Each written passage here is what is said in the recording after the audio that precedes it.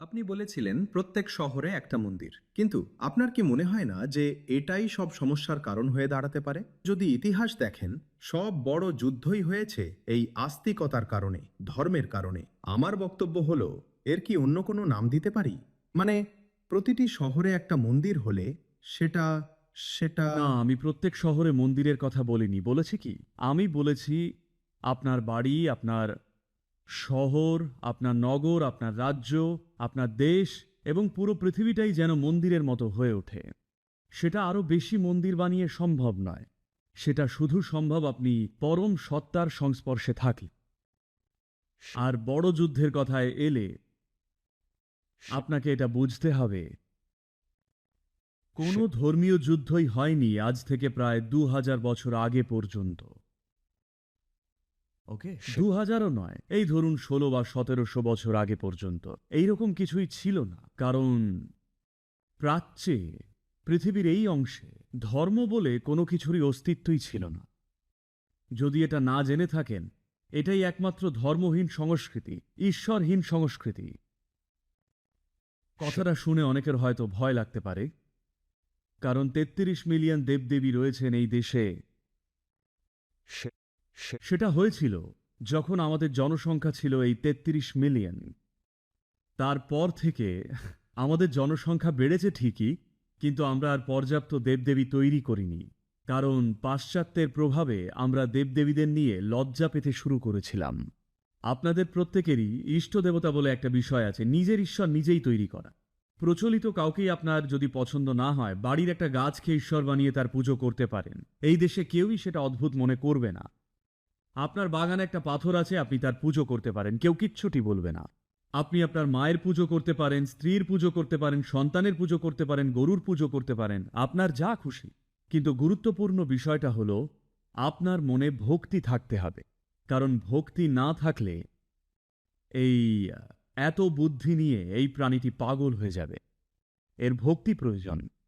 ভক্তি মানে ঈশ্বর নয়, ভক্তি হলো আপনাকে নিয়ে, তাই না? ভক্তি কি আপনাকে নিয়ে নাকি ঈশ্বরকে নিয়ে? কার গুণের পরিবর্তন হয়? এটা কার স্বভাব বদলায়, আপনার নাকি ঈশ্বরের? এটা আপনাকে নিয়ে।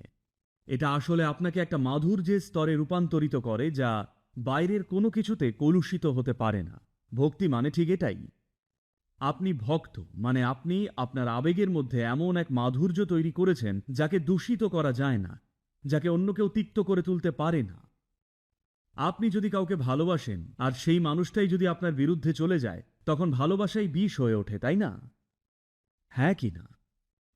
তাই ভক্তি হল বুদ্ধিমত্তার এমন এক মাত্রা যেখানে আপনি জানেন কিভাবে নিজের মাধুর্য বজায় রাখতে হয়। জগৎ যাই করুক, মানুষ আপনার সঙ্গে যাই করুক না কেন, আপনার যদি এই ক্ষমতাটা না থাকে, তবে আপনি জগতে খুব বেশি দূর এগোতে পারবেন না, তাই না? আপনার যদি ভয় থাকে যে আপনি হয়তো তিক্ত হয়ে উঠবেন, তাহলে জীবনে আপনি শুধু ছোট ছোট পদক্ষেপই নেবেন। কিন্তু আপনি যদি জানেন যাই ঘটুক, আমি এমনই থাকব, এই পৃথিবীতে আমার সাথে যাই হোক না কেন, আমি এমনই থাকব, আপনার এই নিশ্চয়তা থাকলে আপনি জগতে বড় বড় পা ফেলে এগিয়ে যেতে পারবেন। তা না হলে সবসময় দ্বিধাগ্রস্ত হয়েই পথ চলবেন, তাই না? কাজেই এই দেশে কখনো ধর্ম ছিল না, আমি চাই আপনারা এটা জানুন। আপনারা যাকে হিন্দু বলেন, সেটা আসলে একটা ভৌগোলিক পরিচয়। সিন্ধু নদের অববাহিকায় জন্মানো যে কেউ হলো হিন্দু।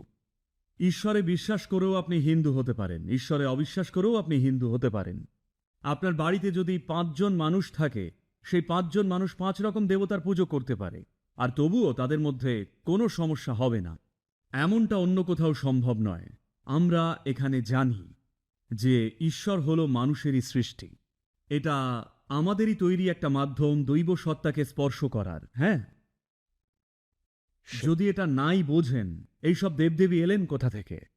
আমরা এমন সব উপায় তৈরি করতে চাই কোনোভাবে সেই মাত্রাকে ছোঁয়া, যা এই সৃষ্টির মূল ভিত্তি। আমরা ঈশ্বর তৈরির পুরো একটা প্রযুক্তি গড়ে তুলেছি।